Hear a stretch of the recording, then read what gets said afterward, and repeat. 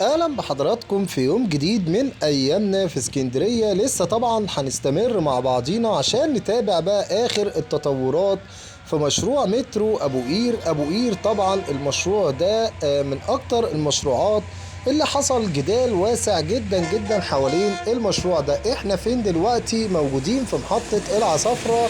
خلاص قطر ابو قير كده داخل محطة العصافرة، بالتحديد امام شارع 45.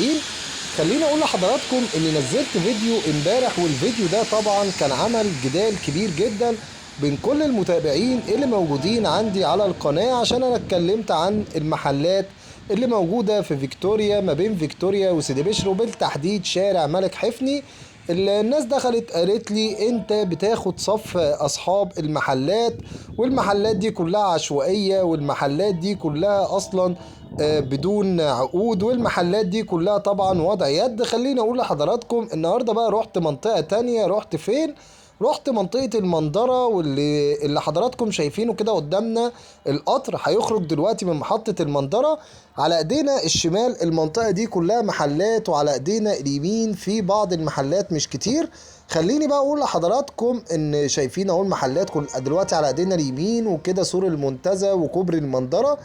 شكوى بتحصل دايما ومستمرة من أهالي المنظرة من المحلات العشوائية اللي موجودة، والناس بتقول المحلات دي لو اتشالت طبعا قبل إنشاء المترو الموضوع ده هيفرق معانا جدا جدا جدا. حضرتك هتقولي طيب هيفرق معاهم في ايه؟ الناس هتبقى مبسوطة مثلا لما نيجي نشيل المحلات؟ حضرتك في ناس بقى بتكلمني وبتقولي ان معظم المحلات اللي موجودة هنا في المنظرة على السور بتاع القطر، المحلات دي طبعا في حرم السكة الحديد. كمان ضيف على كده ان معظم المحلات دي متاخده وضع يد، وفي ناس بتبقى مستولية على الاماكن دي. فالناس بتشتكي وبتتكلم وبتقول لي كمان ان المحلات دي مسببه لنا ازعاج. وده كمان ضيف على كده ان المحلات اللي هنا دي كمان عامله زحمه كبيره جدا. لو حضرتك بقى جيت تمشي في الشارع هتلاقي المحلات كلها فرشه لحد نص الشارع، ومفيش مجال طبعا انك تعدي.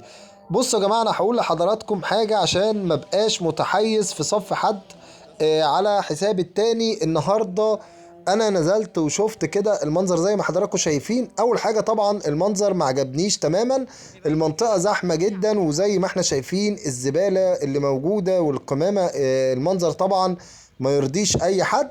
ضيف على كده طبعا عشان تعمل مترو حضاري في اسكندريه، مترو يليق باهل اسكندريه، اول حاجه طبعا هيتم التفكير فيها هو تطوير المسار بالكامل. هتقول لي ما المترو هنا هيكون علوي؟ هقول لحضرتك مش قصدي كده، قصدي تطوير المسار. فوق طبعا هيبقى المترو علوي، وتحت كمان هيكون عندك محلات بقى بشكل حضاري يليق بكل اهل اسكندريه. يعني مش مشكله لو تمت ازاله المحلات القديمه، ده ما فيهوش مشكله. وكده كده اكيد طبعا التخطيط اللي اتعمل معمول فيه حساب المنطقه دي هيتعمل فيها ايه بعد كده.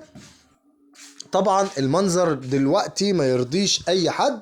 لو حضرتك بقى من اسكندرية وبتنزل وبتيجي المنظرة، المحلات دي طبعا عاملة زحمة كبيرة جدا وتنظيمها عشوائي جدا. محلات موجودة على ايدينا اليمين دلوقتي. هننزل برضو وهنصور المحلات اللي موجودة على حرم السكة الحديد في محطة العصافرة. هننزل كمان نصور السوق بتاع المعمورة البلد. كل الحاجات اللي انا بقول لحضراتكم عليها دي تعتبر حاجات عشوائية جدا. اول حاجة طبعا مش هتليق تماما بمترو اسكندرية الجديد. بدأنا نشوف خلاص التنفيذ على ارض الواقع. اتمنى ما كنتش طولت عليكم الفيديو ده، بس انا عملته عشان الانتقادات الكتير جدا اللي حصلت امبارح. دمتم في حفظ الله، والسلام عليكم ورحمة الله وبركاته.